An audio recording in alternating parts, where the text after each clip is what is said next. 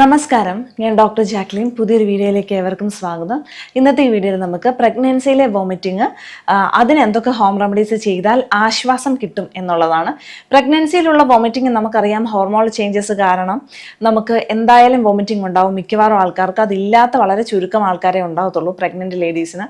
അതുപോലെ തന്നെ ഹൈപ്പറെമിസിസ് ഗ്രാവിഡോറം എന്ന് പറഞ്ഞിട്ടൊരു കണ്ടീഷനുണ്ട്, വളരെ കൂടുതലായിട്ട് ഛർദ്ദിക്കുക. ആ കണ്ടീഷനിൽ നമുക്ക് എന്തായാലും ഈ ഹോം റെമഡീസ് അത്ര ഗുണം ചെയ്യില്ല. എന്നാൽ പിന്നെ ആ കണ്ടീഷൻ അല്ലാതെ അത്യാവശ്യം ഛർദിയുള്ള ആൾക്കാർക്ക്, ഇപ്പൊ ഒന്നും കഴിച്ചിട്ട് വയറ്റിൽ നിൽക്കുന്നില്ല, എപ്പോഴും ഛർദ്ദിക്കേണ്ട വരുന്നു എന്നൊക്കെയുള്ള ആൾക്കാർക്ക് ഈ ഹോം റെമഡി ചെയ്യുന്നത് വളരെ ഗുണപ്രദമാണ്. ആദ്യത്തെ 3 മാസമായിരിക്കും, നമുക്ക് 3 to 4 മാസമായിരിക്കും കൂടുതലായിട്ടും വോമിറ്റിംഗ് പ്രഗ്നൻസിയിൽ ഉണ്ടാവുക. ആ കാലത്ത് ഇത് ഉപയോഗിക്കുന്നുണ്ട്. അപ്പം ഇത് പ്രഗ്നൻസി സേഫ് ആയിട്ടുള്ള റെമഡീസ് ആണ്, ഉപയോഗിക്കുന്നത് കൊണ്ട് യാതൊരു കുഴപ്പമില്ല. അതാണ് ഒത്തിരി ആൾക്കാർ ചോദിക്കാറുള്ളത്. ആദ്യത്തെ തന്നെ മലര് നമുക്ക് കിട്ടും. മലര് വെന്തിട്ട് വെള്ളം ഇടയ്ക്കിടയ്ക്ക് കുടിച്ചുകൊണ്ടിരിക്കുക എന്നുള്ളതാണ്. അത് നമുക്കൊരു 6-7 ഗ്ലാസ് ഒരു ദിവസം കുടിക്കാം. ഇടയ്ക്കിടയ്ക്ക് മലർ വെന്ത വെള്ളം കുടിക്കുക എന്നുള്ളതാണ്. അതാണ് ഫസ്റ്റ് ഹോം റെമഡി. അടുത്തത് കശുവണ്ടി പരിപ്പ് ഇടയ്ക്കിടയ്ക്ക് കഴിച്ചുകൊണ്ടിരിക്കുക. അത് കഴിച്ചാലും ഛർദി കുറച്ച് ശമിക്കുന്നതായിട്ട് കണ്ടിട്ടുണ്ട്.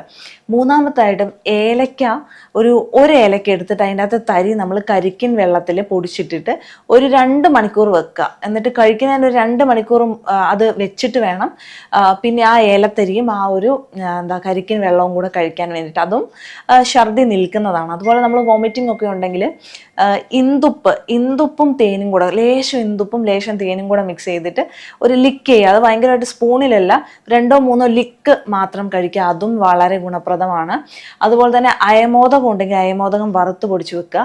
അതൊരു 3 നുള്ളെടുക്കുക. ഒരു ചെറിയ നുള്ളു ഉപ്പെടുക്കുക. അത് കരിക്കിൻ വെള്ളത്തിൽ മിക്സ് ചെയ്തിട്ട്, അത് വെക്കേണ്ട ആവശ്യമില്ല, അപ്പം തന്നെ പ്രിപ്പയർ ചെയ്ത് കഴിക്കാവുന്നതാണ്. അപ്പം ദിവസം 2 പ്രാവശ്യമൊക്കെ ആയിട്ട് അങ്ങനെ കഴിക്കുന്നതും ഛർദിക്ക് ഗുണം ചെയ്യുന്നതാണ്. അപ്പം പ്രത്യേകിച്ച് ഒത്തിരി ഹൈപ്പർ അസിഡിറ്റി ഉള്ള ഗർഭിണികൾ, ഗ്യാസ് കയറി ഛർദിക്കുന്ന ഗർഭിണികൾക്കൊക്കെ ഇത് വളരെ ഗുണപ്രദമാണ്. നമുക്ക് ഒരു ആഹാരവും നിൽക്കുന്നില്ല എന്നൊക്കെ ഉണ്ടെങ്കിൽ, ഛർദി കുറയ്ക്കണമെന്ന് നമ്മൾ ആഗ്രഹിക്കുന്നുണ്ടെങ്കിലും, പിന്നെ നമുക്ക് ഡെയിലി ആക്ടിവിറ്റീസിന് ബുദ്ധിമുട്ടുണ്ടാക്കുന്ന രീതിയിൽ വോമിറ്റിംഗ് ഉണ്ടെങ്കിലും പ്രഗ്നന്റ് ലേഡീസിന് ഈ പറഞ്ഞ ഹോം റെമഡീസ് ചെയ്യുന്നത് വളരെ ഗുണപ്രദമാണ്. അപ്പം പ്രഗ്നൻസിയിലുള്ള വോമിറ്റിങ്ങിന് അത്യാവശ്യം നല്ലോണം ഗുണം ചെയ്യുന്ന ഹോം റെമഡീസ് ഈ വീഡിയോയിൽ ഡിസ്കസ് ചെയ്തത് എല്ലാവർക്കും ഉപകാരപ്രദമായെന്ന് കരുതുന്നു. മറ്റൊരു വീഡിയോയിൽ വീണ്ടും കാണാം.